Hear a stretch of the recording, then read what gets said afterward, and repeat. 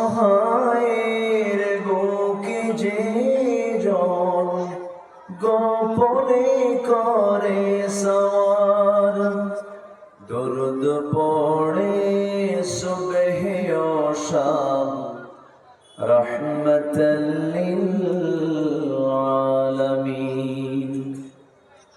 গরিবের আহার দিতেন নিজে হয়ে রোজাদার, নিয়মর ভালোবাসার খাম রহমতাল লিল আলামিন। জানো কি তোমরা তাহার নাম রহমতাল লিল আলামিন। আল্লাহুম্মা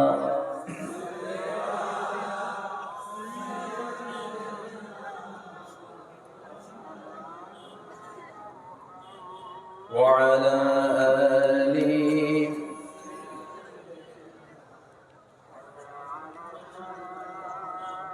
সবাই বলুন বালাগাল উলা বিকামালিহি,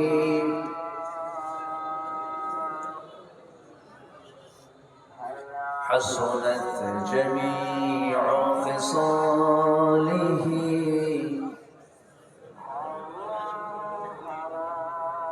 সূরতে ইউসুফ বিদারি হিকমতে লুকমান মা قارئ قرآن باری يهدي لسان ما بلغ العلا بكماله كشف الدجى بجماله حسنت جميع خصاله সাল্লু।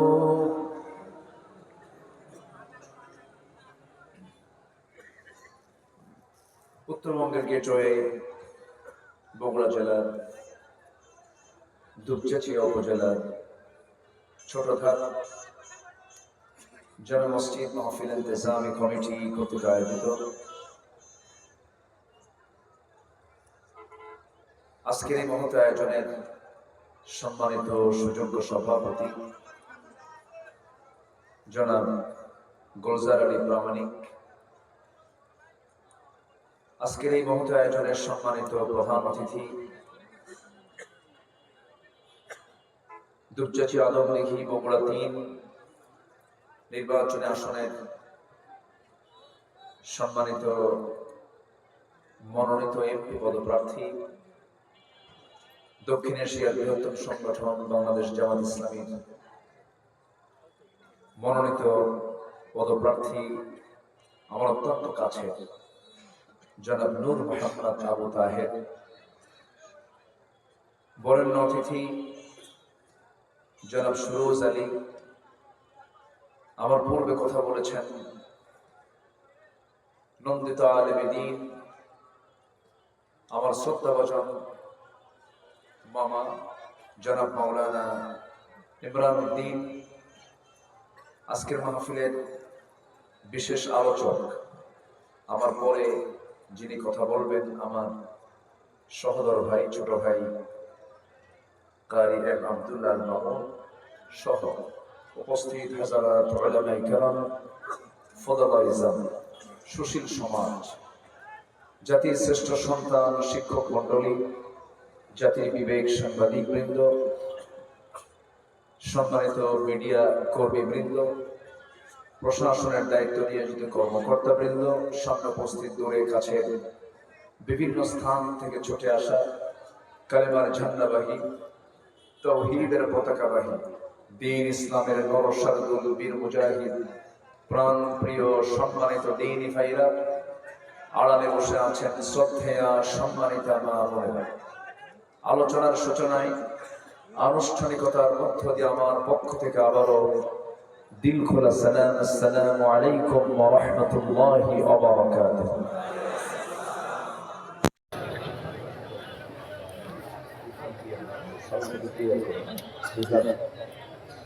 সবাই কেমন আছেন বলুন। জি, আল্লাহ তাআলা আমাকে প্রশ্ন করেছেন আমি কেমন আছি। আল্লাহ তাআলা আমাকে আমার মানে আপনি যেমন আছেন আপনার সামনে আল্লাহ তাআলা আমাকে তেমন করেই বসে রেখেছেন। বলি আলহামদুলিল্লাহ। মহান রব্বুল আলামিনের শুকরিয়া।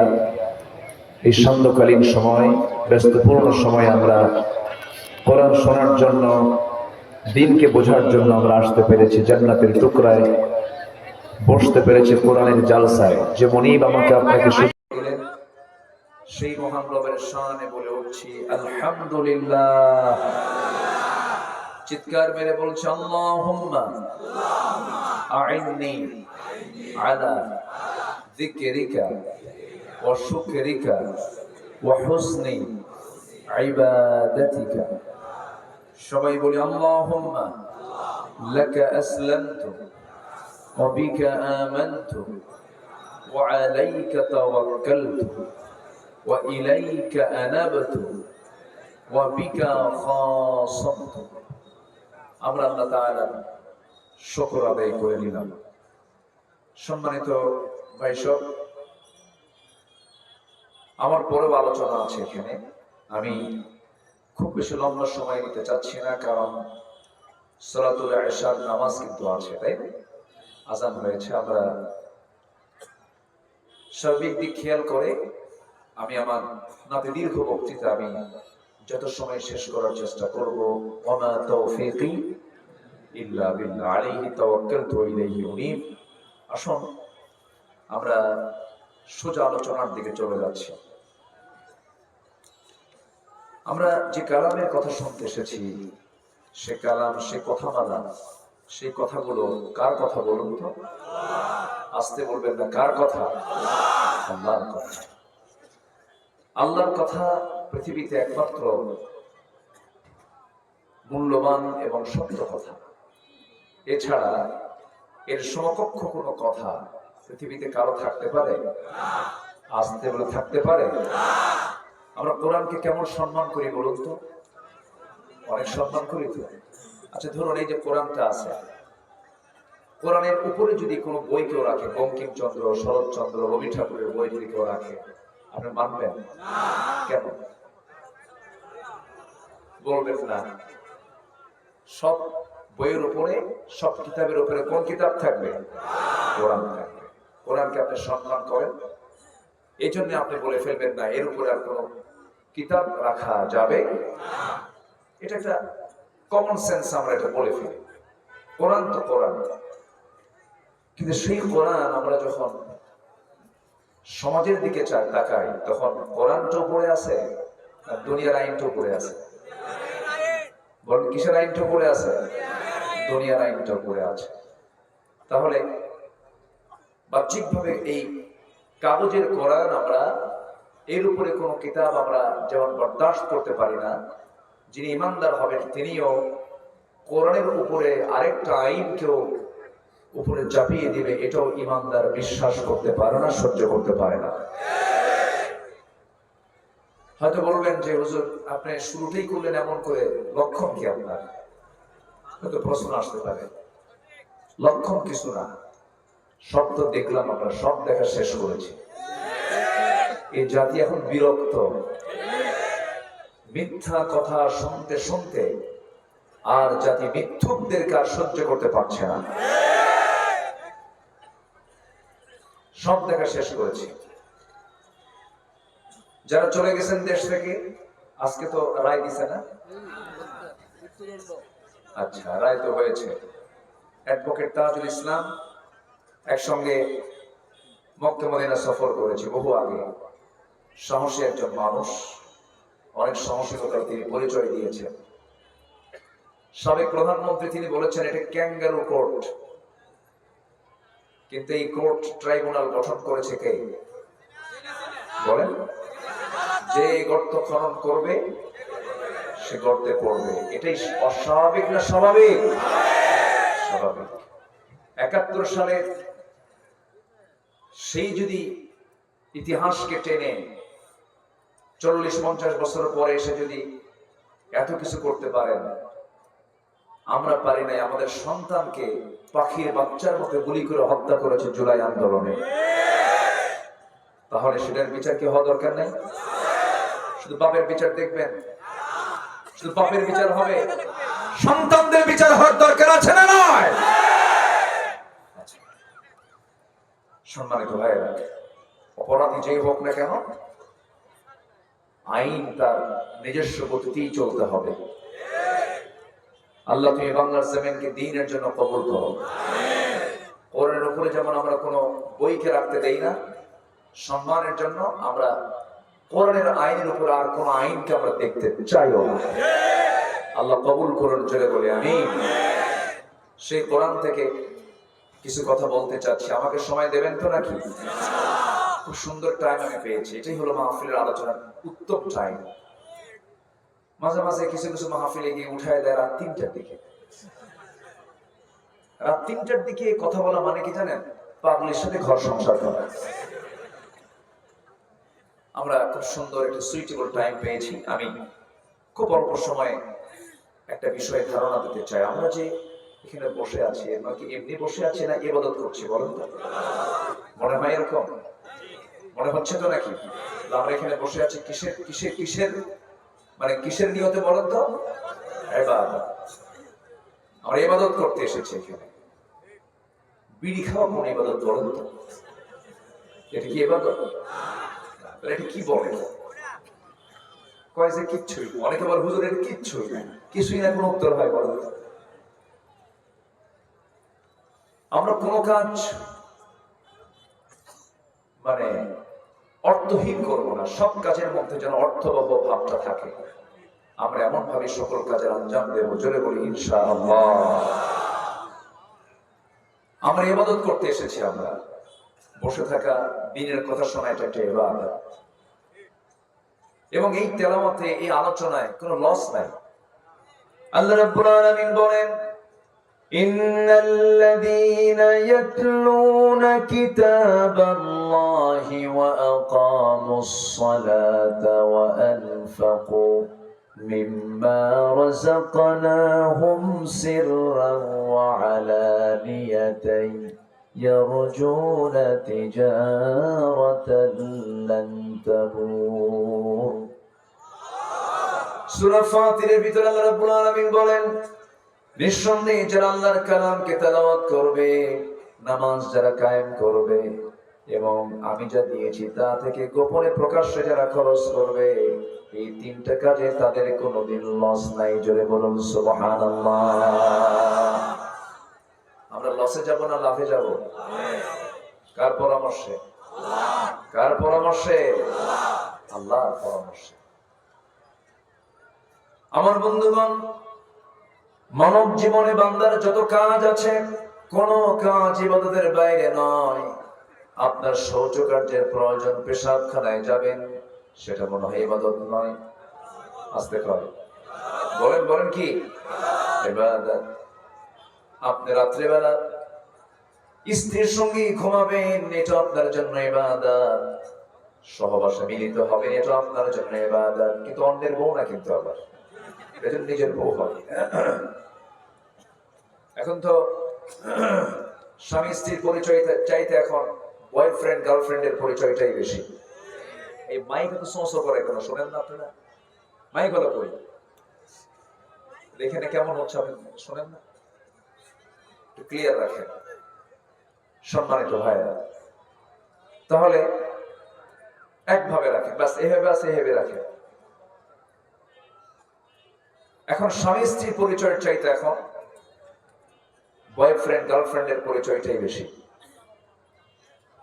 কোন ছেলে যদি বলে আরেক ছেলেকে, এই তোমার কি গার্লফ্রেন্ড আছে? কেন? তো তুমি তো মানুষই, তুমি তো আদিম যুগের মানুষ, তুমি তো আপডেট না। একটা যুবকের জীবনে গার্লফ্রেন্ড থাকবে না, ঠিক হলো? বলে ফেলে। বয়ফ্রেন্ড গার্লফ্রেন্ড মুসলিম কোনো ভাষা নয়, এটা হলো ইউরোপিয়ান আমেরিকান কালচার, ইউরোপিয়ান আমেরিকানদের ভাষা এটা, বয়ফ্রেন্ড গার্লফ্রেন্ড। ওই দেশে ধরেন মেসি, নাম শুনছেন তো? মেসির 4টা ছেলে আছে, তার 4টা ছেলে মেয়ে আছে। গার্লফ্রেন্ডের সঙ্গে তার পরিচয়, বিয়ে হওয়ার আগে 4 বাচ্চা হয়েছে। কি হওয়ার আগে? বিয়ে হয়ই নাই, সম্প্রতি শুনলাম যে 4 বাচ্চা হওয়ার পরে কয়েকদিন আগে নাকি বিয়ে হয়েছে। এটা হচ্ছে ওদের দেশের জন্য, ওদের কালচার এটা। কিন্তু মুসলমানদের জীবনে কি স্বামী স্ত্রীর সম্পর্ক ছাড়া কোনো গার্লফ্রেন্ড বয়ফ্রেন্ড থাকতে পারে? আসতে বলবে না, থাকতে পারে? ভাই কথা, আপনি মাঝে মাঝে এখানে এসে শুনবেন, এখানে দেখবেন যে এখানে ঠিক আছে কিনা, একটু খেয়াল করবেন। কমায় দিতে হবে, হ্যাঁ, আওয়াজ একটু কমানো দরকার মাঝে মাঝে। হ্যাঁ, সম্মানিত ভাইরা, তাহলে এই তো মুরব্বীও বুঝে, শুধু আমি বুঝি না, আমি কিছু বুঝি না। সম্মানিত ভাইরা, তাহলে বয়ফ্রেন্ড গার্লফ্রেন্ড এগুলোতে যারা বিশ্বাসী, তারা কি কখনো এই দেশে ইসলাম কায়েম হোক, পর্দার বিধান জারি হোক, এটা কি চায়? আসতে বলবেন না, চায়? চায় না। সুদখোর যে সুদ খায়, ও কি কখনো ইসলামী আইন চাবে? চাবে না। মদের দোকানদার আমার দেশে 54 বছরে নামাজ কায়েমের আইন পাস হয়েছে না সুদের আইন পাস হয়েছে? যাকাতের আইন না মদের আইন? বিয়ের বৈধতা না বেশ্যাবৃত্তির বৈধতা? নোংরামি আইনগুলো পাস করেছে। কারা পাস করেছে? যারা মদের আইন, যারা মদের বোতল নিয়ে রাত পার করে, যারা নারীবাজি করে, যারা নাইট ক্লাবে দিনাতে পাপ করে। আবার মাহফিল আসলে মনে হয় উনি আসমান থেকে জিবরাইল নামছেন। এরকম চরিত্র আর দেখতে চাই না। নির্বাচন আসলে পরে মাথায় টুপি লাগায় এবং আসরের নামাজ 5 বার পড়ে। কয়বার পড়ে? 5 জায়গায় গিয়ে কয়বার পড়ে? 5 বার পড়ে। এগুলো হচ্ছে সিজনাল ধর্মের একটা মশাই। ঠিক কিনা বলেন? আমরা এগুলো মানি না। আমরা ইবাদত করব নির্দিষ্ট দিন না সব দিন? 1 ঘন্টা না 24 ঘন্টা? 1 মাস না 12 মাস? 12 মাস। ইবাদত একই বলে। আমার বন্ধুগণ, এই ইবাদত গুলো যে আমরা করছি, শুক্রবারে জুমার নামাজে যাই, রমজান মাসে 30টা রোজা রাখি, আমার বন্ধুগণ, আমার আপনার যে আমল নামাগুলো দান সদকা করি, মসজিদ মাদ্রাসা বানাই, এতগুলো কিছু করি, এই সমস্ত ইবাদতগুলো আমার আপনার কখনো কবুল হবে না যতক্ষণ না পর্যন্ত আমি 10টা অপকর্ম না ছাড়তে পারবো, 10টা পাপ আমি না ছাড়তে পারবো। 10টি অন্তরায় হবে ইবাদত কবুলের জন্য। 10টা অন্তরায় আছে। এর মধ্যে 1 নাম্বার হলো প্রত্যেকটা বান্দার মধ্যে যতক্ষণ না মুনাফিকি না বাদ যাবে, ইবাদত কবুল হবে না। নামাজের মধ্যে বললো ইয়াকা না'বুদু ওয়া ইয়াকা নাস্তাঈন, আল্লাহ তোমারই ইবাদত করি। বাইরে আসে করে কি আল্লাহর আইন বাদ দিয়ে অন্যের আইনে পিছনে দৌড়ায়। আছে কিনা? আছে কিনা? আছে কিনা? এটা কি ইবাদত না ভণ্ডামি? নামাজের মধ্যে স্লোগান দিল, যখন নিয়ত বাঁধে তখন কি? আরো জোরে, আরো জোরে। যখন রুকুতে যায় তখন কি? সেজদায় গেলে কি? সেজদা থেকে উঠতে কি? নামাজের স্লোগান সমাজেও কোন স্লোগান হবে? নামাজ এবং সমাজের স্লোগান হবে কি বলেন? আরো জোরে, আরো জোরে। যারা এই স্লোগানের সঙ্গে যারা সাংঘর্ষিক ভূমিকা পালন করেন, যারা বলেন যে নামাজে এই স্লোগান থাকবে, সমাজে এই স্লোগান থাকবে না, নতুন করে মুসলমান হতে হবে। জালো জালো আগুন জালো, আমরা জ্বালাবো না, আমরা নিভাবো। আমরা কি করবো? নিভাবো। রাগ করছেন নাকি আপনারা? শোনেন, 16 বছর কথা ছাড়ি নেই, এখন কথা বাদ দেব? আপনি বললেও তো বাদ দেব, কথা বলতেই হবে। সম্মানিত বন্ধুগণ, তাহলে ইবাদত কবুলের জন্য সবচেয়ে বড় শর্ত হলো 10টা অপকর্ম ছাড়বো। আমরা নাম্বার 1 হচ্ছে মুনাফিকি ছাড়বো। মুনাফিক তো নাই, মুনাফিক দুশ্চেচি আছে, আদম দিকে আছে। মুনাফিকি করা যাবে? মুনাফিক হলো মুখে এক অন্তরে আরেকটা, ওয়াদা করলে ভঙ্গ করে আর যখন না সারতে পারে তখন মুখ খারাপ করে। এরকম লোক আছে কিনা বলে? আচ্ছা, এরপরে যখন কথা বলে তখন শুধু ঘন ঘন মিথ্যা কথা বলে। মিথ্যা কথার তালিকায় দেশে সবার আগে কারা? মুনাফিক তো ঠিকই আছে। কোন শ্রেণী, কোন কোন ধরনের লোকগুলো সবচেয়ে বেশি মিথ্যা কথা বলে? বলে দেখছেন নেতারা কি কয়? নেতারা মিথ্যা কথা বলে বলে বলে বলে বলে বলে বলে বিগত প্রধানমন্ত্রী বললেন আমরা ক্ষমতা আসলে পরে মদিনার সনদে দেশ চালাবো। দেখছেন কি মিথ্যা কথা বলে। দল হলো ইসলামী, আর বললো যে ক্ষমতায় গেলে পরে আমরা কিসের সনদে চালাবো? মদিনার সনদে চালাবো। মদিনার সনদে চালাই নাই তো, মোদির সনদে দেশ চালাইছে। এখন বসে আছে কার দেশে? হ্যাঁ, দেখছেন কি সুন্দর কথা বলেছিল। মামাবাড়ি দিল্লি শব্দটা এসেছে আল্লামা সাঈদীর মুখ থেকে 25 বছর আগে, 25 বছর। আর সেটা আল্লাহ পাক বাস্তবে রূপ দিলেন হলো 2024 এসে। উনি বলেছিলেন গাছের গোড়ায় নাড়া দেব, মামাবাড়ি দিল্লি গিয়ে পড়বা। রাজস্থান ছিল, চেন্নাই ছিল, হায়দ্রাবাদ ছিল, কলকাতা ছিল, আসামের গুয়াহাটি ছিল, ত্রিপুরার আগরতলা ছিল, নেপাল ছিল, ভুটান ছিল, শ্রীলঙ্কা ছিল, মায়ানমারের ইয়াঙ্গুন ছিল, বোনের বাড়ি লন্ডন ছিল, বিয়ে বাড়ি আমেরিকা ছিল, কোথাও পড়লো না, সোজা গিয়ে মামা বাড়ি। সম্মানিত ভাইরা, সম্মানিত বন্ধুগণ, আমার বিশ্বাস স্টুডেন্ট বলো বাংলার জমিন আল্লাহর দিন কায়েম হবেই হবে। জোরে বলে ইনশাআল্লাহ, আরো জোরে বলে ইনশাআল্লাহ।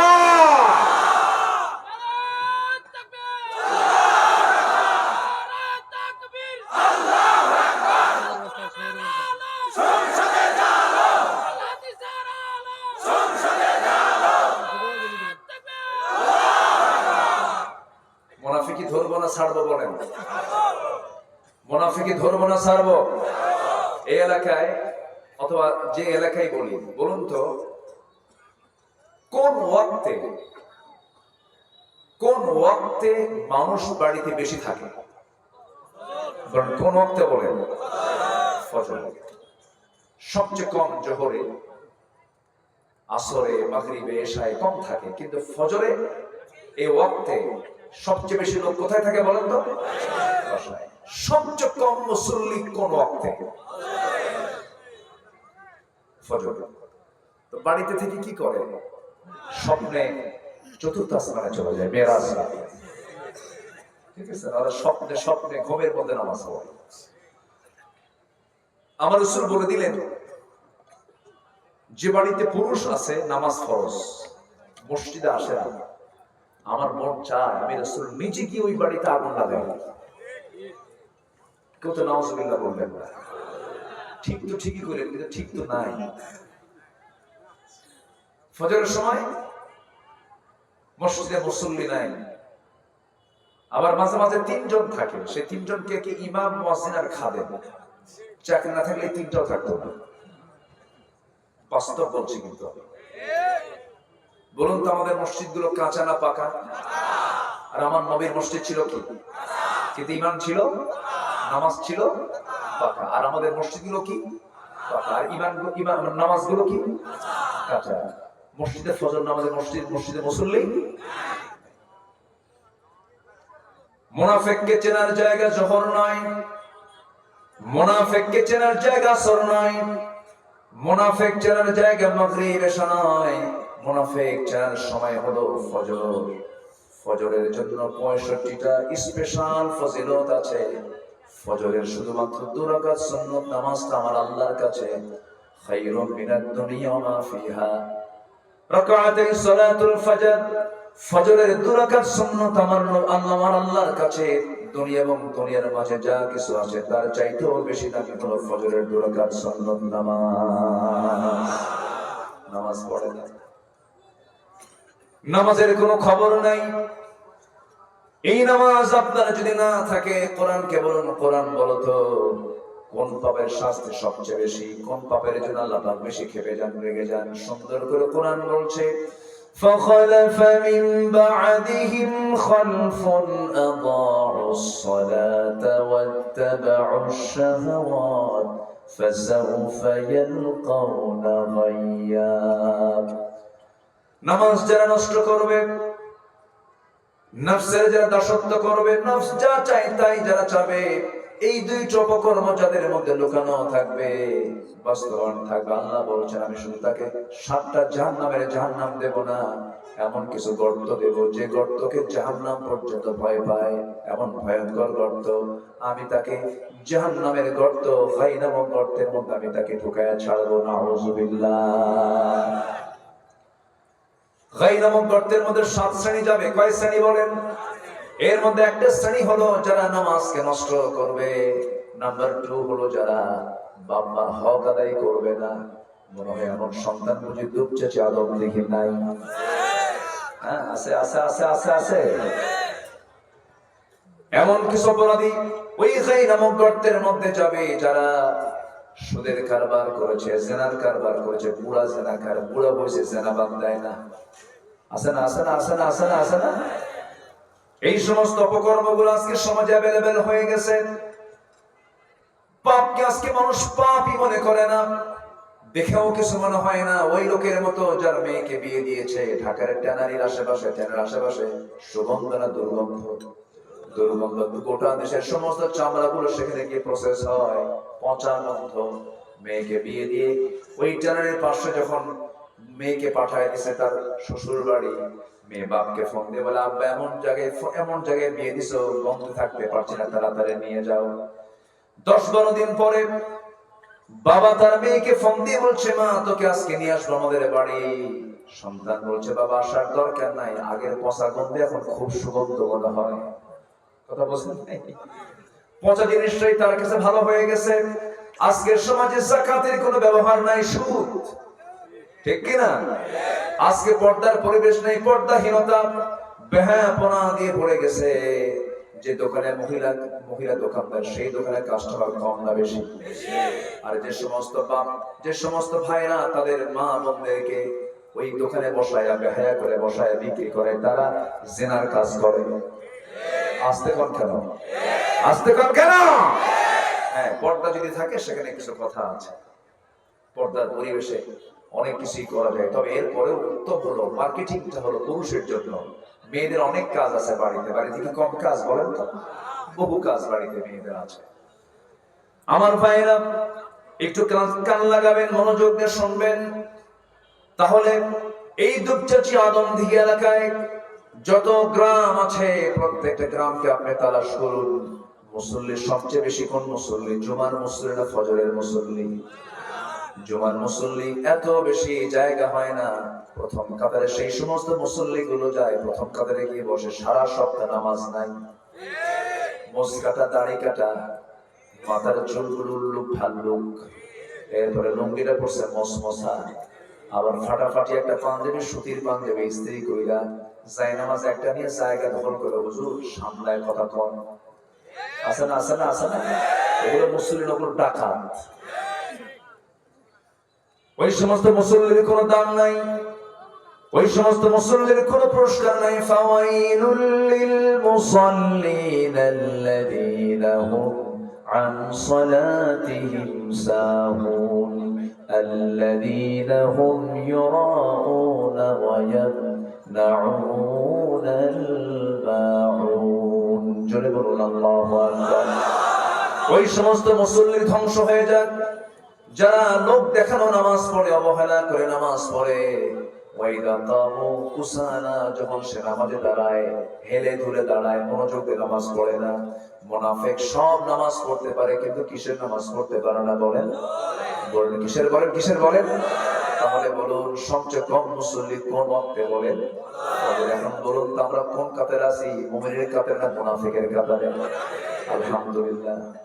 আলহামদুলিল্লাহ কইছে, আলহামদুলিল্লাহ বলা যাবে? কি বলতে হবে? ফজর কি সবাই পড়তে রাজি আছেন? সবাই কি পড়তে রাজি আছেন? আমার বন্ধুগণ, আমি বলতে চাই এখানে বহু গ্রামের লোক এসেছেন, পৌর এরিয়া। আপনার গ্রামকে আপনার দেখার দায়িত্ব আছে না নাই? আপনি নিজে একজন দায়িত্বশীল হয়ে যান। দাওয়াতি কাজ কি একার না সবার? আল্লাহ রাব্বুল আলামিন বলেন, ওয়া মান আহসানু কাওলাম মিম্মান দাআ ইলা আল্লাহি ওয়া আমিলা সালিহান ওয়া ক্বালা ইন্নানি মিনাল মুসলিমিন। জোরে বলুন আল্লাহু আকবার। তার কথার চাইতে উত্তম কথার কার হতে পারে যে বান্দাগুলো মানুষকে আল্লাহর দিকে ডাকে, ওয়া আমিলা সালিহান, নিজে ভালো কাজ করে। নিজে কি কাজ করে? ভালো কাজ করে। লিমা তাকুলুনা মা লা তাফআলুন, সেই কথা তুমি কেন বলতে যাও যেটা তুমি নিজে করো না? আল্লাহ পাক এটাকে পছন্দ করেন না, এইজন্য বলছেন ওয়া আমিলা সালিহান, দাওয়াত দেয় আল্লাহর দিকে, নিজেও ভালো কাজ করে। আর বুক উঁচু করে বলে প্রথম পরিচয় আমি বাঙালি, বাংলাদেশি না মুসলমান। বলেন আমরা কি বলেন আমরা কি এই 16 বছর শুধু বাঙালির জিকির করছে? কিসের জিকির করেছে? আমরা বাঙালি, আমার বাংলাদেশে, ঠিক আছে ভালো কথা, কিন্তু আমাদের প্রথম পরিচয় কি? আমাদের জাতির পিতা কে? এখানে প্যাঁচ লাগাইছিল না? প্যাঁচ লাগাইছিল কিনা? প্যাঁচ ছুটাই দিছে সব, সব প্যাঁচ ছুটাই দিছে। জাতির পিতা হওয়া সস্তা না, বিড়ি খায় জাতির পিতা হওয়া যায় না। বিড়ি খাওয়া দেখছেন? বুকটা টানা দেখছেন? কি টানটা টানছে, হ্যাঁ চড়ক। যে নেতৃত্বে নামাজ নাই, যে নেতৃত্বে আল্লাহর দ্বীন নাই, সে আমার বাপও যদি না হয়, ওই নেতৃত্ব মানি না, জুতা মারি, থুতু মারি।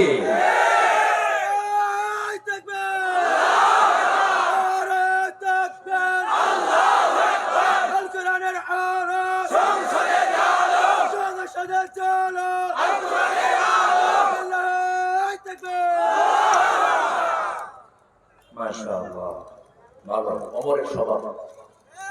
বলি আলহামদুলিল্লাহ।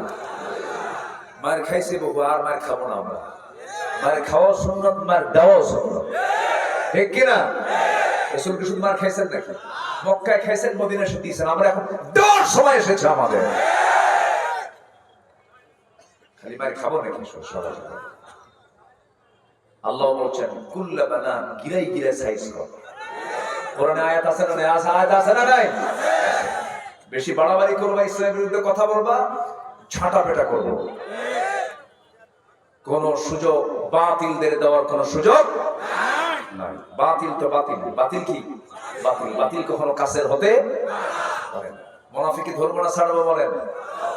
তাহলে মাহফিল আল্লাহু আকবার, নামাজ আল্লাহু আকবার, মাঠে মিছিলে কি বলেন? আরো জোরে বলেন। আমাদের রবকে বলেন, আমাদের রবকে, আমাদের আইনদাতাকে, আমাদের নেতা একজন মুহাম্মদ সাল্লাল্লাহু, বাস, এর বাইরে আমাদের যাওয়ার কোনো সুযোগ নেই। কিন্তু কিছু মানুষ আছে, বুজুর্গি দেখে মনে হয় বিশাল বড় বুজুর্গ, না। আল্লাহ বলছেন ওয়া মিনান নাসি মান ইয়াকুলু আমান্না বিল্লাহি ওয়া বিল ইয়াউমিল আখির ওয়া মা হুম বিমুমিনিন।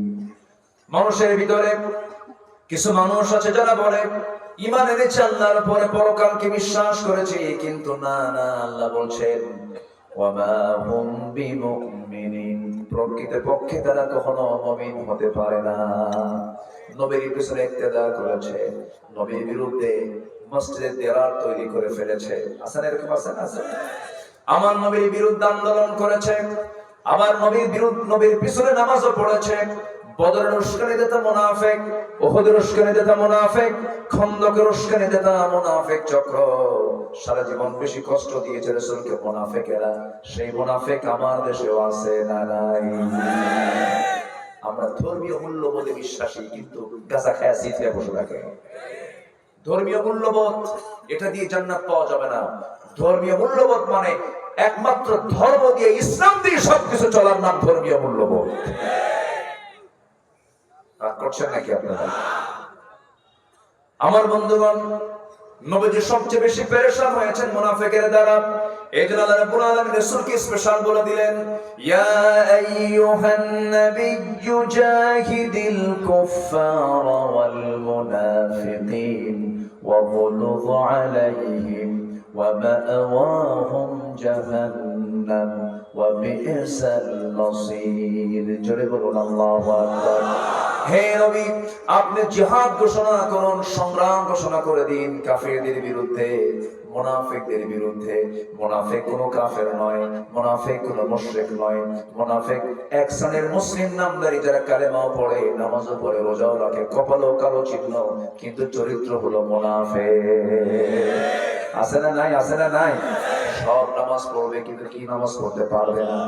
ফজর। আমি প্রত্যেক গ্রাম থেকে যারা এসেছেন সবাইকে বলবো, গ্রামের ভিতরে ফজর নামাজ বাস্তবায়ন কমিটি করবেন। যুবকরা তোমরা করবা। যুবকরা তোমরা এগিয়ে আসলে পরে দেশ এগিয়ে যাবে। যেমন এগিয়ে এসেছো, একদম দুপুরবেলা গিয়ে কোনো ধরনের লাঞ্চ করছো, মুরগির রান খাইছো, ঠিক কিনা বলে? যুবকরা তোমরাই পারবা সবকিছু চেঞ্জ করে দিতে। যুবকরা পৃথিবীকে গড়তে পারবে, পৃথিবীকে ভাঙতে পারবে। যুবকরা কোরআনটা বুকে নাও, নামাজটা লালন করো, গ্রাম কমিটি তৈরি করো, নামাজ কমিটি তৈরি করো, ফজর নামাজ বাস্তবায়ন কমিটি, গ্রামের তালিকা করো কোন বাড়িতে কোন পুরুষের জন্য নামাজ ফরজ। একদিন, দুদিন, 3 দিন, 4 দিন, 5 দিন, 7 দিন, 10 দিন দাওয়াত দিবা, সুন্দর করে বুঝাবা, কখনো ধমক দিবা না। উদউ ইলা সাবিলি রাব্বিকা বিল হিকমা। হিকমতের প্রজ্ঞার জ্ঞান যার নাই সে দাওয়াত দিতে ব্যর্থ হয়ে যাবে। ধমক দিয়ে দাওয়াত হবে না। দাওয়াতের জন্য দাওয়াত আগে দরকার না ধৈর্য আগে দরকার? বলেন কি আগে দরকার? একজন নবীর মধ্যে খুব রাগ ছিল, সেই নবীর নাম কি বলেন? আল্লাহ পাক তাকে ততদিন পর্যন্ত নবুয়ত দেন না যতদিন না তার ধৈর্য না কমেছিল। খুব রাগ, পোকা মারলেই বালুদের মতো জ্বলে। কোন নবী বলেন? কোন নবী? থাপ্পড় মারলেই মানুষ মরে। একদিন 2 বছর বয়সে মুসা ফেরাউনকে থাপ্পড় মেরেছিলেন। 2 বছর বাচ্চা থাপ্পড় খায় শীত হয়ে পড়ে বলে, ও আসিয়া, এটাই হবে আল্লাহর পয়গম্বর মুসা। কেন? ওর থাপ্পড় রয়েটি বলে দেয় এটা আল্লাহর নবী হবে। আসিয়া বলছেন, স্বামী আমার এত ভয় করেন কেন? আপনি তো রব। বলতেছেন না, টের পাইছে 2 বছর বাচ্চার যে থাপ্পড় খাইলাম, এটা মনে হয় না 2 বছর বাচ্চা, ওকে মেরে ফেলে দেব। আসিয়া বলছেন, স্বামী আমার, আপনি যদি 2 বছর বাচ্চার থাপ্পড় খায় শীত হয়ে পড়েন, এই কারণে যদি মেরে ফেলেন, জনগণ যখন জানবে আপনার সম্মানটা কোথায় যাবে? তাই তো আসিয়া কাউরে কইও না, ও থাকুক, আল্লাহকে ঠিক আছে বাসুক। সুবহানাল্লাহ। অসম্ভবকে সম্ভব করেন কে? কে করেন? কে করেন? কে করেন? শত্রুকে ঘরে লালন করেন কে? ফেরাউনের শত্রু হলো মূসা, কিন্তু সেই মূসাকে ফেরাউনের ঘরে ধীরে ধীরে বড় করলেন। আমার বন্ধুগণ ধীরে ধীরে বড় হতে লাগলেন, কিন্তু থাপ্পড় মারা যার স্বভাব, অভ্যাস, মাঝে মাঝে তো প্র্যাকটিস হয়েই থাকে। একটু বড় হয়েছে, এক যুবক বেয়াদবি করে বারবার, প্রচন্ড রাগ উঠে গেছে, রাগের ঠেলায় হাত আগে আনিছেন, মারছেন থাপ্পড়। কিছু কিছু লোকের হাত আগে চলে, মারছে থাপ্পড়। থাপ্পড় মারার সঙ্গে সঙ্গে মরে গেছে। এবার সঙ্গে সঙ্গে মুসা বলছেন, আরে কি কাণ্ড হয়ে গেল? আমি ওকে শাসন করার জন্য থাপ্পড় মারলাম, তুই ঠিক হয়ে যা, কিন্তু মরে গেছে। আমি তো মারার নিয়তে মারি নাই, মেরে ফেলার জন্য মারি নাই। আল্লাহ, মারার কেসের আসামি আমি নই, তুমি আল্লাহ, তুমি মারছো। আল্লাহু আকবার। মুসা, তোমার থাকা যাবে না, দেশ ছাড়ো, হিজরত করো। ইব্রাহিম আলাইহিস সালাম হিজরত করেছেন, মুসা আলাইহিস সালাম হিজরত করেছেন, আমার নবী মুহাম্মদ সাল্লাল্লাহু তিনিও হিজরত করেছেন। আল্লাহর পয়গম্বর আরামে দিন যাপন করতে পারেন না। আশাদুন নাসি বালাউল আম্বিয়া ফাল আমসাল সুম্মাল আমসাল। প্রত্যেক মানুষের মধ্যে সবচেয়ে বেশি বালা মুসিবতের সম্মুখীন হয়েছে আল্লাহর নবীরা। আগুনে ফেলে দেওয়া হয়েছে কোন নবীকে বলেন? বলেন বলেন বলেন। সমুদ্রের বক্ষে নিক্ষেপ করে মাছের পেটে রেখেছেন কোন নবীকে বলেন? এত মুসিবত এসেছে, তারপরও তারা বলেছেন, আল্লাযীনা ইযা আসাবাতহুম মুসিবাতুন ক্বালু ইন্না লিল্লাহি ওয়া ইন্না ইলাইহি রাজিউন। জোরে বলুন আল্লাহু আকবার। যত মুসিবত, যত বালা এসেছে, সব জায়গায় তারা আল্লাহর উপরে তাওয়াক্কুল করেছেন, আল্লাহর উপরে ভরসা করেছেন। মুসা আলাইহিস সালাম থাপ্পড় মারলেন, থাপ্পড় মারার সঙ্গে সঙ্গে মরে গেছে, হিজরত করতে বাধ্য হলো। আল্লাহ বলেছেন, যাও, দেশ ছাড়, তোমাকে মেরে ফেলবে, তোমাকে বাঁচাবে না। চলে গেলেন, যেদিকে চোখ চলে যায়। চলতে চলতে মাদিয়ান নামক এলাকায় চলে গেছেন, কূপের ধারে দাঁড়িয়েছেন, প্রচন্ড ক্ষুধা। কূপের ভিতর থেকে পানি তুললেন, পান করলেন। জীবনের শক্তি ফিরে পেলেন, সামনের দিকে তাকায় দেখেন সামনে দুটো মহিলা সামনে বালতি নিয়ে দাঁড়ায় আছে। মা ফি মুশকিলা, কি প্রবলেম তোমাদের এখানে দাঁড়ায় আছে কেন? কূপ থেকে পানি নেব, নিয়ে যাও। পারবো না, ঢাকনা টান দিতে বহু পুরুষ লাগবে, শক্তি নেই আমাদের, আমরা নারী মানুষ, মহিলা মানুষ। আল্লাহ পাক দৈহিক শক্তি পুরুষকে বেশি দিয়েছেন না নারীকে বেশি দিয়েছেন? দোষ কার? আল্লাহ, আল্লাহর মানুষ। ওরা কয় সমান অধিকার চাই। সমান অধিকার হবে কেমনে? গায়ের শক্তি কার বেশি? তবে কার বেশি? সমান সমান হলে সংসার হতো? বলেন, সমান সমান হলে সংসার হতো? তুইও যা আমিও তাই, তুইও যা আমিও তাই। সমান সমান হবে না তো কখনো, খালি ঘুষা ঘুষি হবে, খালি ঘুষা ঘুষি। আমার বন্ধুগণ বললেন ঠিক আছে বালতি দাও। সাহায্যকারীর ভূমিকায় চলে গেলেন, বালতি নিলেন, কূপের ধারে গেলেন, ঢাকনায় টান দিলেন। যে ঢাকনা টান দিতে 7 থেকে 8 জন যুবকের প্রয়োজন হয়, বাম হাতে ধরলেন আল্লাহর পয়গম্বর মুসা। আল্লাহ প্রত্যেক পয়গম্বরকে দৈহিক শক্তিশালী করেছিলেন। বাম হাতে ধরলেন, সিটকে পড়ে গেল। 14 হাত ধরে গিয়ে সিটকে পড়লো। দুই মহিলা থরথর করে কাঁপে, আর এটা মানুষ অন্য কিছু, এটা কি বাবা? এত শক্তিশালী কবিউল আজিজ। বালতি হাত দিয়ে হরায় দিয়ে বলতে, যাও তাড়াতাড়ি বাড়িতে চলে যাও, সূর্যাস্তের পরে মেয়েদেরকে বাইরে থাকতে নেই। কিন্তু দুঃখজনক হলো সত্য, আমার দেশে মেয়েরা মার্কেটে যায় সূর্যের আলোতে বেশি না, সূর্যাস্তের পরে। সন্ধ্যার পর অন্ধকার খুব ভালো লাগে, অন্ধকার খুব ভালো লাগে। চলে গেছেন ওই ছোট্ট ওই দুই মহিলা। বাড়িতে পৌঁছে যাওয়ার সঙ্গে সঙ্গে বুড়া বাপ সালাম বিনিময় হওয়ার পরে বলছে, কলিজার টুকরা সন্তান, আজকে এত তাড়াতাড়ি আসলে কেমন করে? সূর্যাস্তের পর তো তোমাদের সময় লেগে যায়, আজকে তাড়াহুড়ো করে কেমন আসলে? কাব্বা, একজন যুবকের সন্ধান পেলাম, খুব শক্তিশালী যুবক, দারুণ শক্তি রাখে। ঢাকনায় হাত দিল, ছিটকে পড়ে গেল। এবার বৃদ্ধ পিতা বলছে, ও আমার বড় মেয়ে কালকে গিয়ে ওই কূপের পাশে দাঁড়াবে, ওই যুবকের সন্ধান পেয়ে যাবে, আমার পক্ষ থেকে সালাম জানায় বলবে, আবুনা শাইখুন কাবীর, আমাদের বাপ বড় বুড়া মানুষ, সালাম জানিয়ে বলবে আমি তাকে দাওয়াত দিলাম, সে যেন আমার বাড়িতে আসে। এই কথা বলে মেয়েকে পরের দিন পাঠায়া দিয়েছেন, চলে গেছে। যুবকের সঙ্গে দেখা হলো, সালাম বিনিময় হওয়ার পরে বলছে, আপনাকে আমার আব্বা দাওয়াত দিয়েছেন, আপনি যাবেন নাকি? মনে মনে চিন্তা করলেন, এই এলাকায় একটা মানুষ আমাকে চিনে না, এমনিতে বেকায়দায় চলে আসছি, কেউ তো চেনে না, চিনলে তো ভালোই হয়, পরিচয় হলে ভালোই হয়, ঠিক আছে যাবো। কিন্তু মহিলা, আমি যাবো কেমনে? বাড়ি ঘর তো চিনি না। বাড়ি ঘর চিনেন না তো কি হয়েছে? কোনো সমস্যা নাই, আমি আপনাকে নিয়ে যাব। আমি সামনে সামনে চলবো, আপনি আমার পিছে পিছে চলবেন। আমি ডানে যাবো, আপনি ডানে যাবেন, আমি বামে যাবো, আপনি বামে যাবেন, কোনো সমস্যা নাই। এবার মুসা বলছেন, মহিলা তুমি আমার চেনো নাই, আমি সেই পুরুষ না, আমি তোমার পিছে পিছে থাকবো, আর তুমি নারী আমার সামনে সামনে থাকবে। নেতৃত্বের জন্য নারী নয়, আমি পুরুষ সামনে সামনে থাকবো, কারণ আমি যদি তোমার পিছনে থাকি আমার চোখের গুনাহ হয়ে যাবে, তুমি নারী মানুষ, আমার চোখের জেনা হয়ে যাবে। আমি চাই না আমার চোখের জেনা হোক, আমি সামনে থাকবো, তুমি আমার পিছে পিছে থাকবে। শুধু 2টা শব্দ বলবা, অতিরিক্ত কোনো কথা বলা যাবে না, পুরুষের সঙ্গে শুধু 2টা শব্দ বলবা। যদি ভুল করে ডানে যাই বাম বলবা, ভুল করে বামে যাই ডান বলবা, বাম ডান বাম ডান, এর বাইরে একটা শব্দ কোনো উচ্চারণ করা যাবে না। মহিলা মনে মনে কয়, গতকালকে দেখলাম শক্তিশালী, আজকে দেখি দারুণ চরিত্র। এই পুরুষের কাছে নারীর মর্যাদা থাকবে, নারীর সম্মান থাকবে, নারীর চরিত্র থেকে যাবে, খুব চরিত্রবান যুবক বটে, একজন আদর্শ নারী। ওই রকম পুরুষ কি পছন্দ করার কথা, যার মধ্যে 2টা গুণ থাকবে, একটা হচ্ছে চরিত্র, আরেকটা হচ্ছে শক্তি। আরেকটা কি বলেন? শক্তি। কিন্তু আজকের মেয়েরা কি এই চরিত্র পছন্দ করে নাকি? এই গুণ পছন্দ নেই। এই যুগের মেয়েরা পছন্দ করে হলো ফাটা প্যান্ট। কি প্যান্ট বলেন তো? 2 হাঁটুর প্যান্ট কি? 2 হাঁটুতে প্যান্ট কি? ফাটা। মাথার চুল হলো ভাল্লুকের মতো, 2 দিকে চুল নাই, পিছনেও চুল নাই, মাথার উপরে গোল কইরা কাউয়া কাটিং। মেয়েদের মাথার চুল হলো কেমন? মেয়েদের মাথার চুল ছিল কালো, এটাকে বিভিন্ন ডিজাইন করে লাল নীল হলুদ ভেড়া মডেল। কি মডেল? রুচির পতন হয়ে গেছে, রুচির কোনো গন্ধ আজকের সমাজে নাই, পর্দা পরিবেশের কোনো গন্ধ নাই, পর্দা করে না, বোরকা পরে না, এমন বোরকা পরে বোরকার গায়ে আবার আয়না লাগানো, আয়না মানে আসল।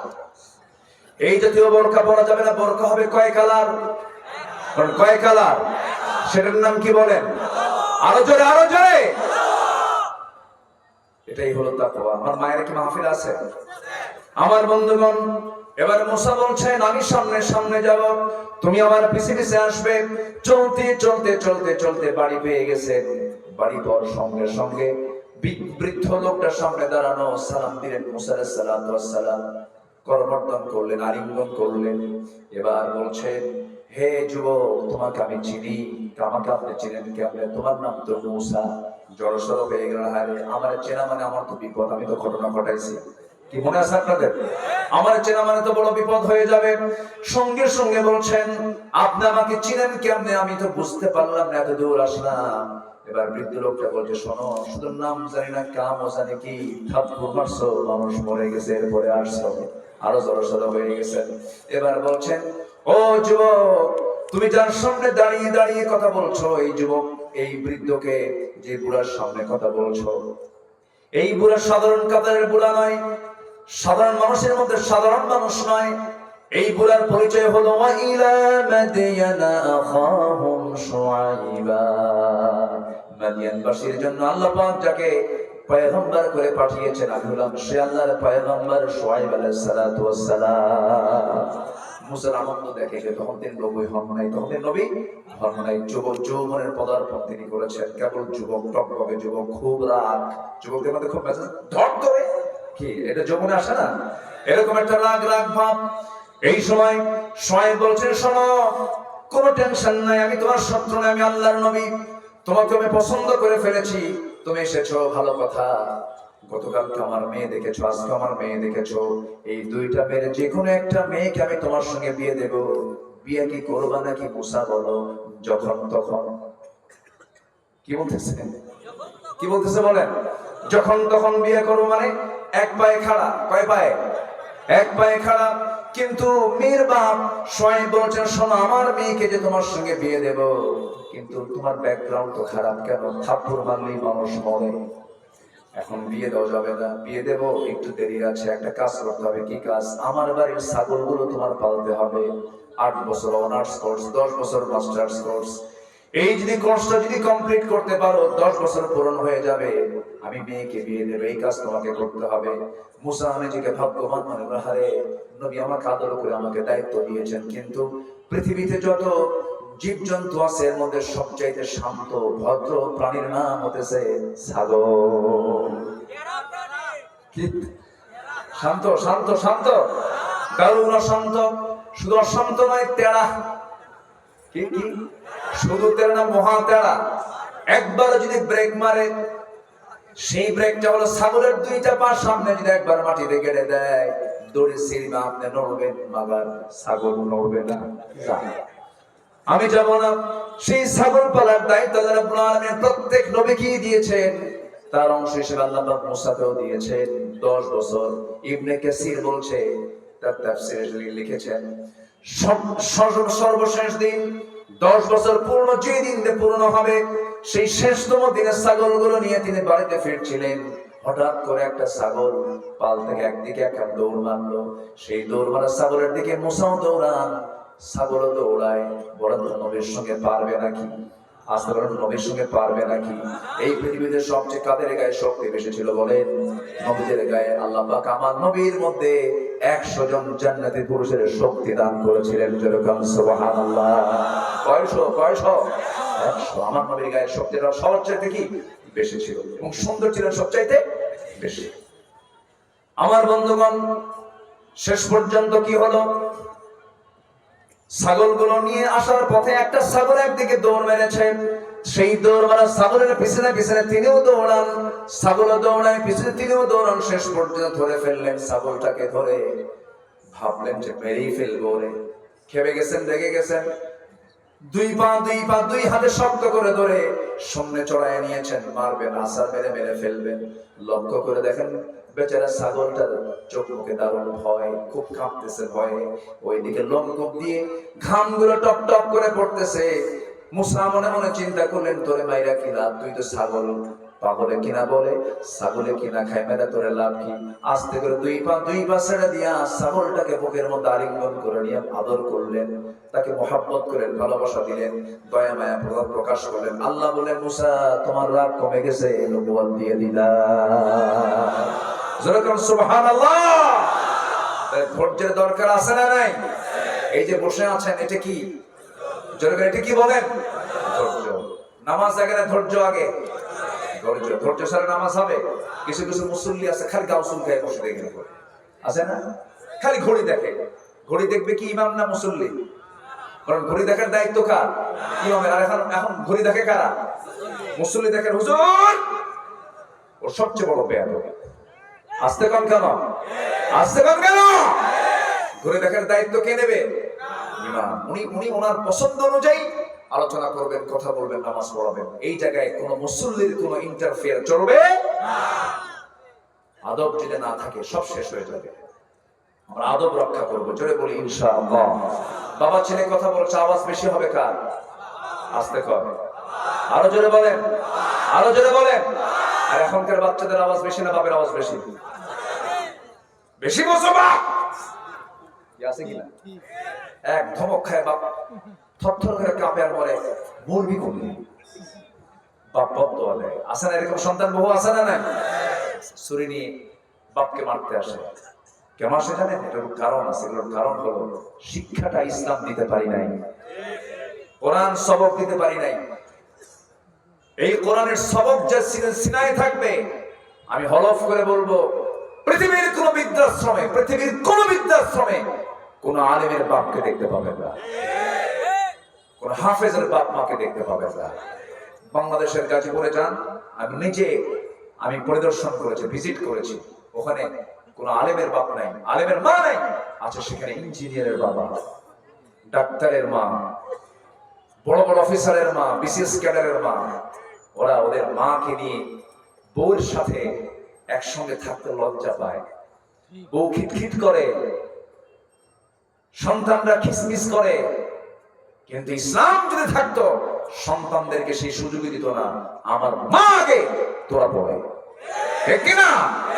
কোরআনকে প্রশ্ন করুন, কোরআন বলে দাও। টাকা পয়সা দিয়েছি, কোথায় খরচ করবো আল্লাহ বলে দাও। এক নাম্বার খরচের খাতটা কি? ইয়াসআলুনাকা মাযা ইউনফিকুন কুল মা আনফাকতুম মিন খায়রিন ফালিল ওয়ালিদাইনি ওয়াল আকরাবিন। জোরে বলুন আল্লাহু আকবার। খরচ করবে কোথায়? এক নাম্বার হলো বাপ মার জন্য, এরপরে নিকটতম আত্মীয় স্বজনদের জন্য। এই জন্য আমার বন্ধুগণ, আমাকে আপনাকে সিদ্ধান্ত নিতে হবে। আমি ভুল করেছি, দিনগুলো শিখে নেব, ইসলাম শিখে নেব, কোরআন শিখে নেব। সন্তানদেরকে কোন ক্রমে দিন শিক্ষা ছাড়া আগে অন্য শিক্ষার দিকে নিয়ে যাব না। ডাক্তার হবে, হাফেজ ডাক্তার হবে, ইঞ্জিনিয়ার হবে, হাফেজ ইঞ্জিনিয়ার হবে, এরপরে জজ হবে, হাফেজ জজ হবে, এমপি হবে, আলেম এমপি হবে, ইঞ্জিনিয়ার হবে, আলেম ইঞ্জিনিয়ার হবে, এরপরে মেজর হবে, হাফেজ মেজর হবে, ডাক্তার হবে, হাফেজ ডাক্তার হবে। এরকম করে করে যদি সব জায়গায় এরকম ইলমিওয়ালা লোকগুলো যদি সেটেল হয়ে যায়, অন্তত সেই ইঞ্জিনিয়ার কখনো রডের বদলে কখনো বাঁশ দেবে না। কি কথা কি বুঝতেছেন? কথা কি বুঝতেছেন? আল্লাহ বোঝার তৌফিক দান করুন। জোরে বলি আমিন। তাহলে প্রত্যেকটা গ্রামে আমরা ফজর নামাজ বাস্তবায়ন কমিটি গড়ে তুলবো ইনশাআল্লাহ। সবাইকে রাজি আছেন? যদি আজকের মাহফিলের ফলাফল যদি দেখেন যে জুমার মুসল্লির চাইতে ফজরের মুসল্লি মসজিদে বেড়ে গেছে, ভাবতে হবে আপনার গ্রাম হয়ে গেছে মাদক মুক্ত, নেশা মুক্ত একটা আদর্শের গ্রাম হয়ে গেছে। আল্লাহ কবুল করুন, আল্লাহ কবুল করুন, আল্লাহ কবুল করুন। আমি শেষ করে দেব, আলোচনা চালাবো। জোরে বলি ইনশাআল্লাহ, আর জোরে বলি ইনশাআল্লাহ। আমরা মুনাফিক হব না মুমিন হব? মুনাফিক কোন নামাজ পড়তে পারে না? মনে আছে তো? মনে থাকবে তো? আল্লাহ আল্লাহ আল্লাহ। আপনি কি রাগ করতেছেন নাকি আমার কথায়? আমার কিন্তু নিজেরাই ধরা খেয়ে যায় মাঝে মাঝে। ওমর ফারুক একদিন মাঝে মাঝে, ওমর ফারুক রাদিয়াল্লাহু তাআলা আনহু, আচ্ছা ঠিক আছে, হ্যাঁ আসবে তো। কি যেন বলতেছিলাম ভুলে গেলাম। ওমর ফারুক রাদিয়াল্লাহু তাআলা মাথার মধ্যে একটা কিছু ঢুকিয়ে দিলে হেরে যায় অন্য কিছু, তাই না? আসবে সমস্যা নেই। ওমর ফারুক নাম শুনছেন তো সবাই? কয় নম্বর খলিফা বলেন তো? 2 নম্বর খলিফা। বহুদিন আগে এক মাহফিলে বললাম ওমর ফারুককে চিনেন কে? সামনে দিকে এক ছেলে দাঁড়ায় বলে হুজুর চিনি। কে? আমাদের বাড়ির কোথায় ভাড়া থাকে। এটা সেই ওমর। এটা হচ্ছে অর্ধজাহানের শাসনকর্তা, একদম আড়ম্বর নয় অনাড়ম্বর জীবনের অধিকারী, পাঞ্জাবের পিছনে ছেঁড়া, একা একা চলে, ফকিরি জীবন, কুঠির ঘরে তার জীবন চালিয়েছেন সাইয়্যিদনা ওমর ফারুক রাদিয়াল্লাহু তাআলা। জনগণের ঘুমের কষ্ট না হওয়ার কারণে, জনগণ যেন ঘুমে কষ্ট না পায়, রাতের বেলা তিনি খালি পায়ে হাঁটতেন, যেন জুতার সাথে সাথে যেন পাথরের ধাক্কায় শব্দ তৈরি হয়ে আমার নাগরিকের যেন ঘুম নষ্ট না হয়। যেরকম সুবহানাল্লাহ। নেতা আসিতেছেন ঢাকা থেকে 3 ঘন্টা হাইওয়ে পর্যন্ত, ওই নেতৃত্ব মানি না আমরা, ঠিক কি না গান? আল্লাহ বুঝার তৌফিক দান করুন, জোরে বলি আমিন। সেই ওমর ফারুক বলছেন যে দেখো তো হুযায়ফা, আমি তোমার কাছে আসছি কি জন্য? আমি হুযায়ফার কাছে আসছি এই জন্য, আমি ওমর তোমার কাছে আমার রাসূল মুনাফিকদের একটা তালিকা দিয়েছেন, সেই তালিকার ভিতরে আমি ওমর আমার নামটা আছে নাকি একটু দেখো তো, আমি মনে হয় ওমর মুনাফিক হয়ে গেছি। আহারে, এই কথা শোনার সঙ্গে সঙ্গে হুযায়ফা কেঁদে কেঁদে বলছেন, ভাই ওমর আপনি আমার কাছে এসে কি বললেন? আপনার ব্যাপারে রাসূলকে বলেছেন না ওমর ফিল জান্নাহ, আমার ওমর জান্নাতি। যেরকম সুবহানাল্লাহ। কিন্তু সন্দেহ করেছেন আমি যেন মুনাফিক হয়ে গেছি। নাফাকা হানজালা, নাফাকা হানজালা চিৎকার মেরে মেরে নবীর কাছে এসে বলছেন হুজুর মুনাফিক হয়ে গেছে হানজালা কেন? আপনার সামনে দুনিয়ার কথা মনে হয় না, বাড়িতে গেলে পরে বউ বাচ্চার কথা মনে হয়। হুজুর হুজুর আমি বুঝি হানজালা মুনাফিক হয়ে গেছে। সঙ্গে সঙ্গে রাসূল বলছেন না রে না হানজালা, বিয়ে আমার সুন্নাত, ব্যবসা আমার সুন্নাত, আমার উম্মতের বৈরাগ্য হলো জিহাদের ময়দান। হানজালা তুমি মুনাফিক হও নাই। যেরকম সুবহানাল্লাহ। আমার বন্ধুগণ, নাম্বার 2 হলো ইবাদত কবুলের জন্য। নাম্বার 2 শর্ত হলো নামাজে অলসতা ত্যাগ করতে হবে, নামাজটা সুন্দর করে পড়তে হবে। সালাতু আলা ওয়াক্তিহা, ইন্নাস সালাতা কানাত আলাল মুমিনিনা কিতাবান মাওকুতা। সময় মতো নামাজ পড়ব আমরা। সবাই কি রাজি আছেন? রাজি আছেন ইনশাআল্লাহ? 5 ওয়াক্ত নামাজ পড়বেন। কার একটা হাত তুলে দেখেন তো দেখি। জোরে বলি ইয়া আল্লাহ, ইয়া রহমান। আমাদেরকে ফজর, যোহর, আসর, মাগরিব, ইশা 5 ওয়াক্ত সালাত আদায় করার তৌফিক তুমি আল্লাহ দিয়ে দাও। জোরে বলি আমিন। আরো জোরে আমিন, আরো জোরে আমিন। নাম্বার 3 হলো আল্লাহ এবং রাসূলের চরম অবাধ্যতা এবং সীমা লঙ্ঘন যারা করবে তাদের কোন ইবাদত কবুল করবেন না যিনি তিনি কে? আল্লাহ রাব্বুল আলামিন বলেন ومن يعص الله ورسوله ويتعد حدوده يدخله نارا خالدا فيها وله عذاب مهين।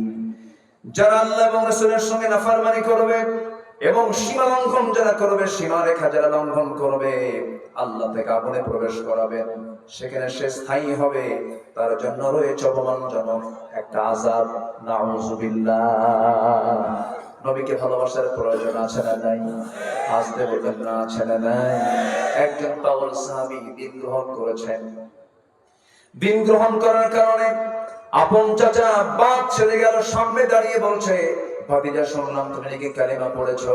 তিনি বলছেন আপনি শুনবেন কেন? আপনি দেখেন আশহাদু আল্লা ইলাহা ইল্লাল্লাহু ওয়াহদাহু লা শারীকা লাহু ওয়া আশহাদু আন্না মুহাম্মাদান আবদুহু ওয়া রাসূলুহু। হেদায়েতের মালিক কে?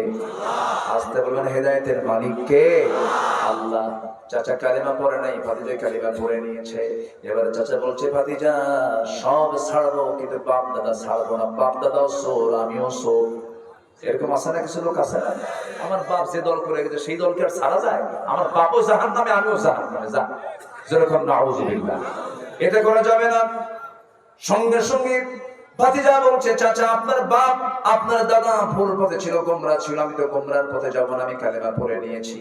এবারে চাচার থাপ্পড় মেরে সন্তানটাকে বাড়ি থেকে ফেলে দিয়া রক্তাক্ত করে এবার বলছে তোর সমস্ত সম্পত্তি সবাইকে নিয়ে সব কমের লোককে ডেকে নিয়ে জোর করে আদায় করে ছাড়বো। এবার ভাতিজা মুস্কি হাসি মেরে বলে চাচা সম্পদটা আপনি দেখলেন, কিন্তু আমার ইমানের কাছে সম্পদের কোনো মূল্য নাই, জোরাজুরি করার দরকার না, আমি আপনার ভাতিজা আব্দুল্লাহ অনায়াসে দিয়ে দিলাম। রাগ কমে নাই, এক পর্যায়ে পরনের লুঙ্গিটা পর্যন্ত খুলে নিয়েছে, উলঙ্গ করে ঘর থেকে রাস্তায় বের করে দিয়েছে। সে আব্দুল্লাহ মার দরজায় গিয়ে নক দিয়ে বলছেন মা দরজা খোলো, আমার দিকে তাকাইও না, কালিমা গ্রহণ করেছি, দিন গ্রহণ করেছি, নবীকে মেনে নিয়েছে, নবীর আনুগত্য গ্রহণ করেছি, আমাকে উলঙ্গ করে আমার চাচা ঘর থেকে বের করে দিয়েছে। আমার গায়ে কোনো কাপড় চোপড় নাই বাবা, মা দেখো তো ঘরের মধ্যে কোনো সামান্য কিছু কাপড় যদিও থাকে আমাকে সতর্ক ডাকতে হবে। এই কথা বললেন, মা ঘর থেকে এক খন্ড কাপড় তার হাতে দিয়ে দিল। সে এক খন্ড কাপড় দিয়ে কোনো মতো সতর্কটা ঢাকলেন আব্দুল্লাহ। এবার বলছেন মা পৃথিবীর কোনো দরবার ভাল লাগে না, আমার শ্রেষ্ঠ দরবার আমার নবীর দরবার, মা আমার জন্য দোয়া করো। আমি রওনা দিলাম, শীতকাল, প্রচন্ড শীতের ভিতরে একাকী রওনা দিয়েছেন, পায়ে হেঁটে রওনা দিয়েছেন, চলে গেছেন মদিনায়। নবীর হুজরাখানার সামনে দরজার সামনে গিয়ে করাঘাত করছেন, নক করছেন। আমার নবীজি দরজা খুলে দেখেন থরথর করে কাঁপতেছে একজন যুবক, গায়ে কোনো কাপড় চোপড় তেমন নাই, কিচ্ছু বললেন না, ভিতরে ঢুকলেন। আমার নবীর ব্যবহৃত সুন্দর দুইটা জুব্বা আস্তে করে বাইরে বের করে দিয়ে বলছেন আব্দুল্লাহ জুব্বা পড়ো। হুজুর আমার চাচা আমার শরীর থেকে কাপড় চোপড় খুলে নিয়েছে। রাসূল বলছেন তোমার চাচা তোমাকে উলঙ্গ করে বিদায় করে দিয়েছে, আর বিশ্বনবী তোমার গায়ে তার নিজের গায়ের জুব্বা উপহার দিয়ে দিয়েছে। কোনো টেনশন নাই। আব্দুল্লাহ তুমি কি বলতে চাও বলো, তুমি কিছু চাও নাকি আল্লাহর কাছে? হ্যাঁ চাই। কি? আল্লাহ যেন আমাকে মৃত্যুর রাস্তার শহীদ হিসেবে কবুল করে দেন। আমার নবীজি দুহাত উঁচু করে আল্লাহর দরবারে দোয়া করছেন, ও আল্লাহ আমার কলিজার টুকরা আব্দুল্লাহর জান মালকে তুমি আল্লাহ কাফের বেঈমানদের জন্য হারাম করে দাও। আল্লাহু আকবার বলেন। এই দোয়াটা যখন করলেন সঙ্গে সঙ্গে আব্দুল্লাহর মন খারাপ হয়ে গেল। আব্দুল্লাহ বলে ফেললেন ইয়া রাসূলুল্লাহ আমি চাইলাম কি, আপনি করলেনটা কি? আমি তো শহীদ হতে চাই, আপনি যদি আমার জান মাল কাফের বেঈমানদের জন্য হারাম ঘোষণা করে দেন আমি শহীদ হব কেমনে? রাসূল বলেন আব্দুল্লাহ রে বুঝতে ভুল, তুমি এমন চিন্তা করো কেন? শাহাদাতের তামান্না যদি লালন হয়, ওয়া ইম্মা তাআলা ফিরাশিহি, তোমার মউত যদি বিছানায় হয়ে থাকে আল্লাহ তোমাকে শহীদের দরজা দিয়ে দিবেন। আব্দুল্লাহ চিন্তা করো না, যাও কোরআন দিলাম, আসহাবে সুফফায় সদস্য হয়ে যাও। জোরে জোরে কোরআন পড়েন, চিৎকার করে কোরআন পড়েন। এই অবস্থা দেখে সাহাবীরা বিরক্ত হয়ে নবীর কাছে এসে নালিশ করলেন, হুজুর নতুন একজন সাহাবী আসছে, কে? আব্দুল্লাহ জোরে জোরে কোরআন পড়ে, সেজন্য আস্তে আস্তে কোরআন পড়ে। রাসূল বলছেন আব্দুল্লাহর ব্যাপারে তোমরা কিছু বলতে যেও না, কারণ আব্দুল্লাহ ঈমান আনতে নিয়ে আমাকে মহব্বত করতে গিয়ে দুনিয়া বিক্রি করে সেই ঈমানটাকে টিকে রেখেছে। জোরে কোন সুবহানাল্লাহ। আব্দুল্লাহ জোরে জোরে পড়ো, কেউ বাধা দিও না। আমার নবীজি তাকে কাছে কাছে রাখতেন। যুদ্ধের ডাক চলে এলো, আমার নবীজি মদিনা থেকে অভিযানে বের হলেন। রাসূল বলছেন আমার আব্দুল্লাহ কোথায়, আমি ওকে সাথে নেব আজকে। সাথে নিয়ে রওনা করলেন, চলে গেলেন সেই অভিযানে। অভিযান শেষ হয়ে গেল, ফেরত আসার সময় আমার নবীর কাছে সংবাদ আসলো, হুজুর আপনার প্রিয় সাহাবী আব্দুল্লাহ মারাত্মক আহত, মারাত্মক অসুস্থ। রাসূল বলছেন আমরা আব্দুল্লাহর সেবা করো, শুশ্রূষা করো। 3 দিন পর আমার নবীর কাছে নিউজ চলে আসলো, হুজুর আপনার প্রিয় সাহাবী কলেজের টুকরা আব্দুল্লাহর দুনিয়াতে নাই। আমার নবীজি কান্নায় ভেঙে পড়লেন। এবার বলছেন সাহাবীরা আমার আব্দুল্লাহর জানাজার নামাজটা আমি কাউকে পড়াতে দেব না। রাসূল বলছেন ও আমার সাহাবীরা তোমরা প্রস্তুতি নিয়ে নাও, গোসলের আয়োজন করো, জানাজার জন্য কাফনের কাপড় পরায়া দাও। আব্দুল্লাহর জানাজার ইমামতের দায়িত্ব আমি রাসূল নিজের কাঁধে তুলে নিয়েছি। জানাজা শেষ হয়ে গেল। জানাজা সম্পূর্ণ হওয়ার পর রাসূল বলছেন সাহাবীরা রে আমার কলিজার টুকরা আদরের দুলা আমার আব্দুল্লাহ কবরটা তোমরা কোথায় খনন করেছো? হুজুর ওই যে 2 পাহাড়ের চিপায়। রাসূল বলছেন সাহাবীরা রে ও আমার সাহাবীরা আব্দুল্লাহর কবরে আমাকে নিয়ে যাও। রাসূল চলে গেলেন, কবরের সামনে দাঁড়ায় বলছেন সাহাবীরা আমার আব্দুল্লাহর কবরে আব্দুল্লাহকে রাখার জন্য আমি কাউকে দায়িত্ব দেব না, আমি রাসূল নিজে নেমে আমার কলিজার টুকরা আব্দুল্লাহকে কবরে শোয়া দেব। আমার নবীজি নিজে নামলেন, নিজে নেমে বলছেন আবু বকর ডানে নামো, ওমর বামে নামো। কয়জন নামলেন? তিনজন নামলেন। আমার নবীজি হাতটা গায়ে দিলেন। আমার নবীজি হাতটা গায়ে দিয়ে বলছেন, ওরে আমার সাহাবীরা, আমার কলিজার টুকরা আব্দুল্লাহকে হাতে তুলে দাও। হাতে তুলে দেওয়ার সঙ্গে সঙ্গে রাসূল বলছেন, আবু বকর মাথাটা ধরো, ওমর পাটা ধরো। তিনজন মিলে কবরে শোয়া দিলেন। শোয়া দেওয়ার পর নবীজি দোয়া করতে লাগলেন। দোয়া করতে করতে এক পর্যায়ে বুকের উপরে হাতটা রেখে বলছেন, আরশের মালিক আল্লাহ, এই মুহূর্ত পর্যন্ত, এই সময় পর্যন্ত আমি রাসূল, আমি আব্দুল্লাহর উপরে সন্তুষ্ট আছি, রাজি আছি। ও আল্লাহ, দয়া করে আমার আব্দুল্লাহকে তুমি আল্লাহ কবুল আর মঞ্জুর করে নাও। আমার নবীজি এমন করে যখন দোয়া করছিলেন, সেই সাহাবী, যে সাহাবীর নাম সাদ বিন আবি ওয়াক্কাস, সমুদ্র তরঙ্গ ঘোড়ায় চড়ে পাড়ি দিয়েছিলেন। সেই সাদ বিন আবি ওয়াক্কাস রাদিয়াল্লাহু তাআলা আনহু চিৎকার মেরে হাত উঁচু করে আল্লাহর সামনে দোয়া করে বলছেন, আরে পোড়া কপাল আমি সাদ, আজকে যদি আমি জীবিত সাদ না হয়ে যদি ওই কবরের বাসিন্দা হতাম, কত ভাগ্য আমার ভালো হতো, যে কবরবাসীকে দাফন করার জন্য আমার পৃথিবীর সেরা সেরা মানুষ তিনজন তার কবরে নেমে যায়। যেরকম সুবহানাল্লাহ। আমার ভাইরা, এই জন্য নবীর আনুগত্য আমরা করব, ঈমানকে আমরা লালন করব, যত্ন করব। আমার বন্ধু, ইবাদত কবরের শর্ত হলো 10টা। কয়টা বলেন? 10টা। 3 নাম্বার, 4 নাম্বার, 4 হলো আল্লাহর সঙ্গে শিরিক করা। শিরিক করলে দোয়া কবুল হবে না, ইবাদত কবুল হবে না। ইন্নাল্লাহা লা ইয়াগফিরু আন ইউশরাকা বিহি ওয়া ইয়াগফিরু মা দুনা যালিকা লিমান ইয়াশা ওয়া মান ইউশরিক বিল্লাহি ফাকাদ যাল্লা দালালান বাঈদা। সূরা নিসা আয়াত নম্বর 116। শিরিক করবে যে জান্নাত পাবে না, সে শিরিক করবে যে জান্নাত হারাম হয়ে যাবে তার জন্য। আমার বন্ধুগণ, শনিবারে বাস করা যাবে না, মঙ্গলবারে বিয়ে দেওয়া যাবে না, বৃষ্টির দিন বিয়ে করা যাবে না, সকালবেলা বাকি দেওয়া যাবে না। আছে এগুলো? আছে আছে আছে আছে। এগুলো বিশ্বাস করা হালাল না হারাম? হালাল না হারাম? হারাম। যাও মাজারে গিয়ে সেজদা দিয়ে আসো, সেখানে কিছু কি দিয়ে আসো? ছাগল দিয়ে আসো, কুত্তা দিয়ে আসো। এগুলো হারাম। এগুলো কি বলেন? এগুলো কি বলেন তো? হারাম। এগুলোর ধারে পাশে আমরা যাবো না। জোরে বলি ইনশাআল্লাহ। আরো জোরে বলি ইনশাআল্লাহ। যেটা শিরক, সেই শিরকের ঠিকানা হবে জাহান্নাম। শিরকের ঠিকানা হবে কি?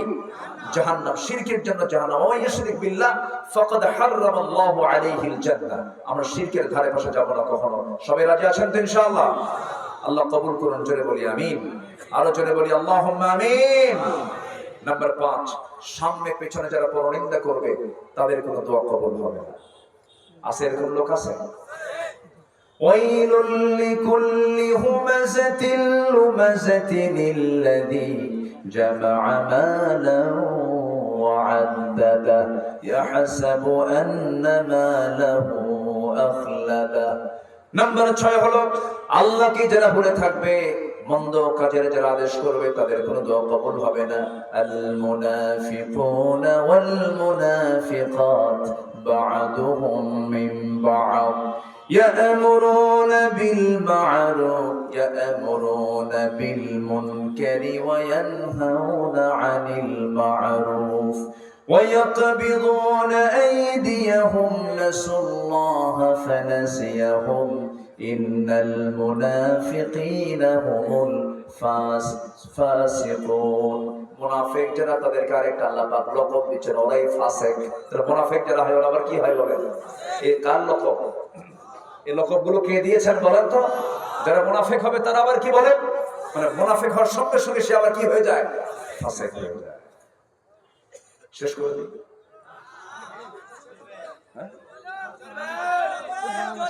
চালাবো? আলোচনা চলো, হুজুর বলো।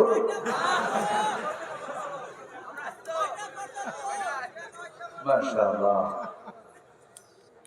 যে আজকে মাহফিল, মাশাআল্লাহ, আমি খুবই খুশি হয়েছি। এত দ্রুত আপনারা মাহফিলে চলে আসছেন, আলহামদুলিল্লাহ বলেন।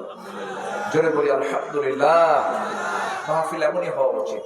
আমার পরে আরো মেহমান আছে, তো আমার ছোট ভাই আছে, আপনার ছোট ভাই, সে কথা বলবে, আপনারা শুনবেন। আমার অনেক দিনের ছোট, প্রায় 1 যুগ ছোট সে।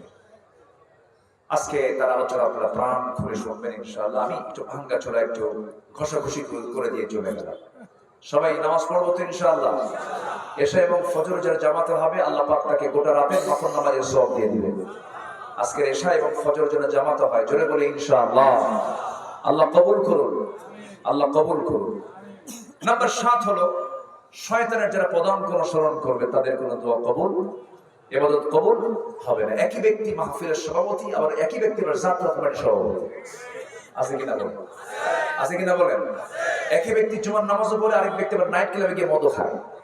আছে কিনা বলেন? হাজী সাহেব হজ করে আসছে, বউকে ন্যাংটা করে দুপসাচিয়া শহরে করে, এমন হাসি পাসি আছে না নাই?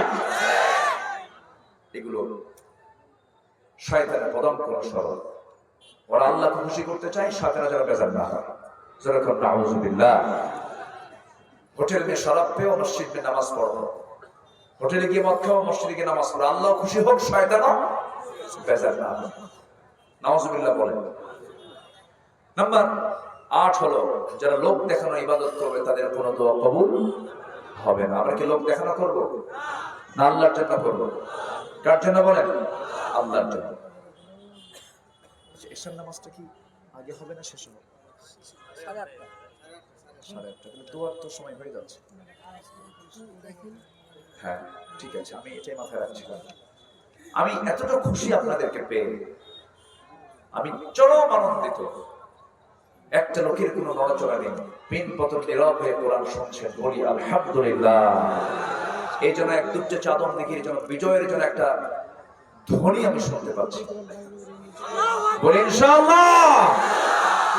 এক কথাই বলি, নূর মোহাম্মদ আবু তাহের চিনেন তো নাকি?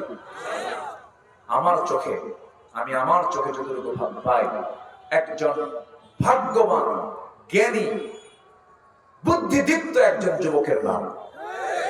বলি আলহামদুলিল্লাহ। সূরাতে ছোট মানুষ, সূরাতে কি ছোট্ট মানুষ, দেখে শুনে মনে হয় যে কেন যেন, কিন্তু যে মরিচের ঝাল বেশি দেখি এত বড় না ছোট।